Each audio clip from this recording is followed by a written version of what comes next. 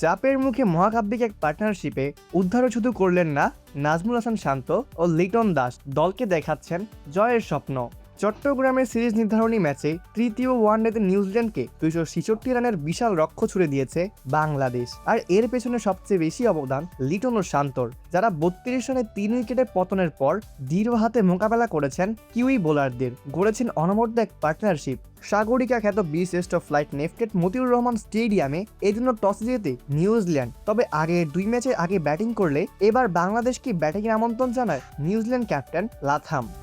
সাইফ হাসান ও তানজিদ হাসান তামিমের ওপেনিং জুটি ভেঙে যায় স্কোরবোর্ডে কোনো রান জড়ো করার আগেই। 2 বল মোকাবেলা করে সাইফ রানের খাতা খুলতে পারেননি। তামিম 5 বল মোকাবেলা করেন 1 রান।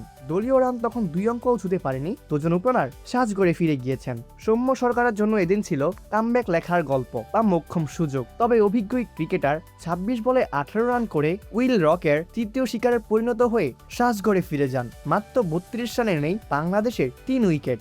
তখন ত্রাণকর্তা হয়ে আসে শান্ত ও লিটনের 160 রানের পার্টনারশিপ। দুর্দান্ত এই জুটি ভাঙে 91 বলে 3টি 4 ও 1টি ছক্কায় 76 করা লিটন দাসের বিদায়ের পর। লিটন দৌড়েই নিয়েছেন 58 রান, যাকে বলে রানিং বিটুইন দ্য উইকেট। তার সমর্থন কাজে লাগিয়েছে শান্ত এবং শান্ত এগিয়ে চলেন শতকের পথে। এই জুটি ভাঙতে 178 বল লড়াই করতে হয়েছে কিউইদের। তবে সবশেষ সেঞ্চুরির দেখা পেয়ে যান শান্ত।